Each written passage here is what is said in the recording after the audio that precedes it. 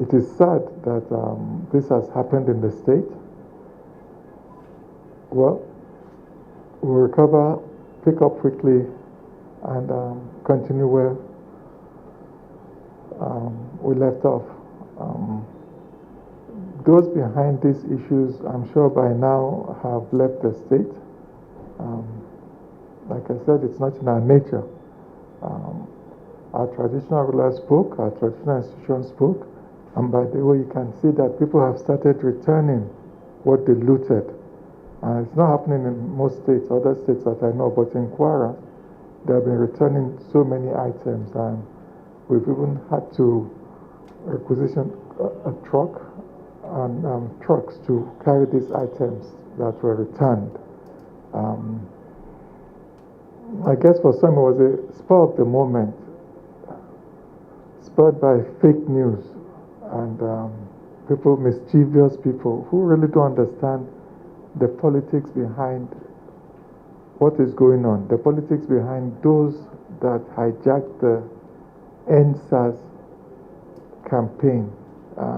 The aim is to disunite and end Nigeria. So let us wake up to the reality.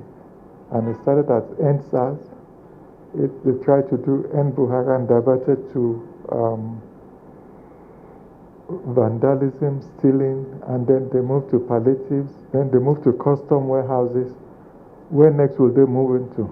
But I'm glad our security agents are now ahead of them, and they'll disrupt the communication and disrupt the plans.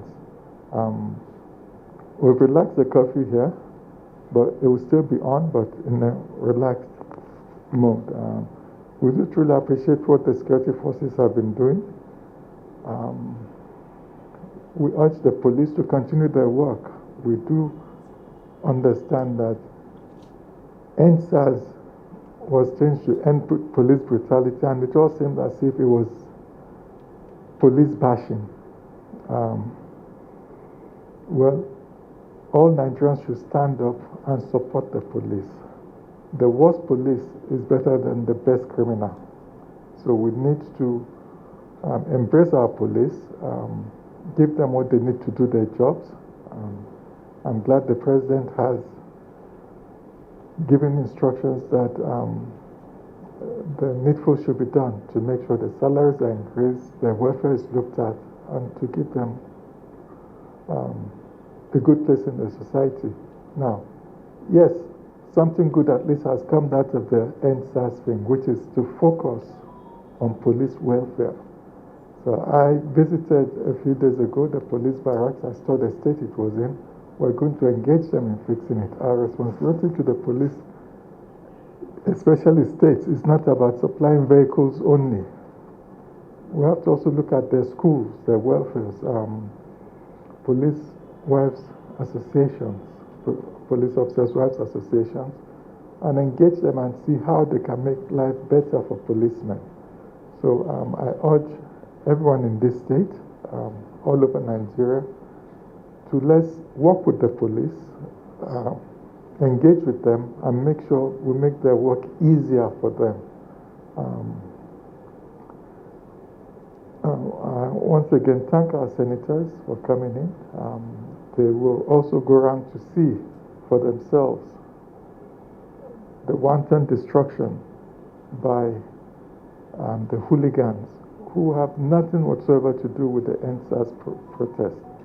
When I was meeting with the national, the invasion of our warehouses started when I was meeting with the National Union of Nigerian Students and the National Union of Kwara State Students. So the students were not involved. The students were with me. At least the leadership were with me. So we also have to be wary of fake news. Don't always believe what the messages you get on social media. Most of them are fake.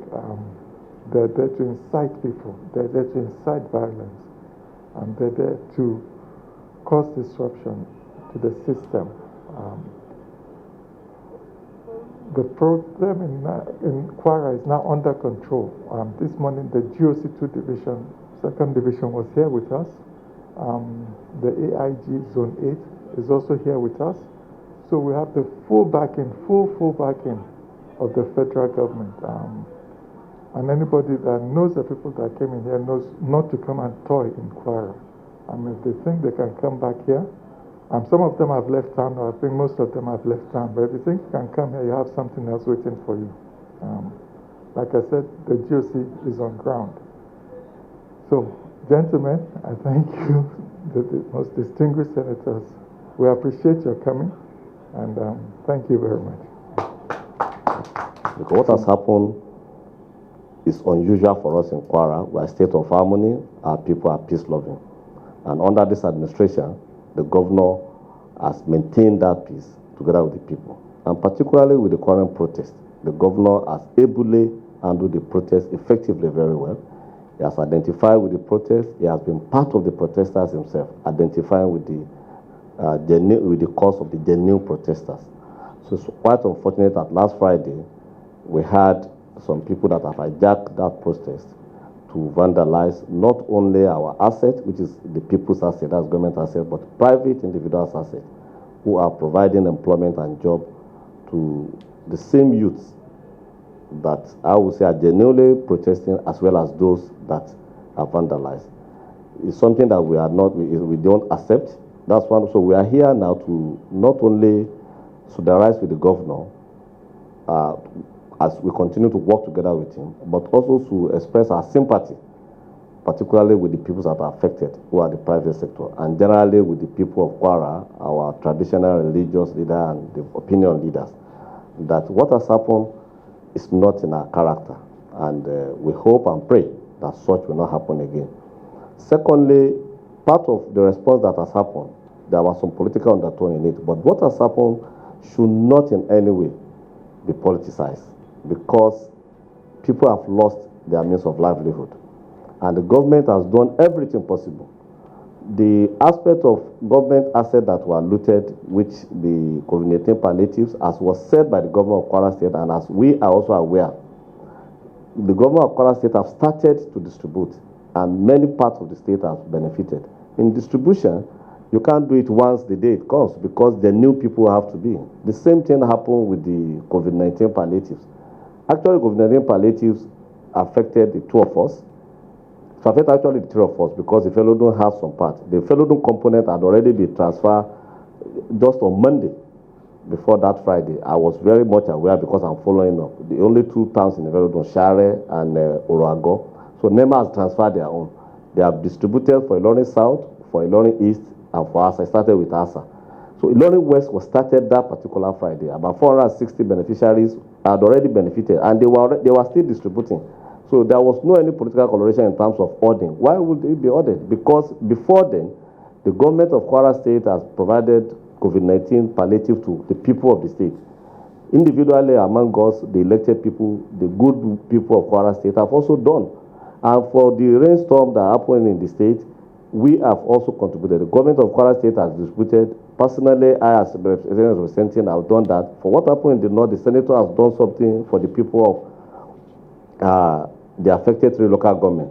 So why will any government now order that? So I'm clearing that for the press to be able to put it on record, that as elected representatives of the people, we are here to serve our people, and we will not in any way. It is not in our character.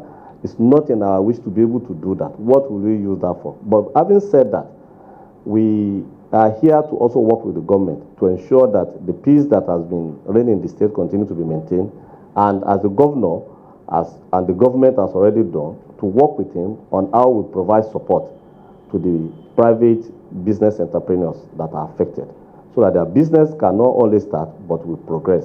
I want to put also lastly on record to say that Kwara still remain and continue to be a state of harmony and a state of peace, and we are very much open to entrepreneurs to come. What has happened is one-off, and by the grace of God, it will not happen again. So, Your Excellency, that's our mission, and thank you very much for your continuous service to our people.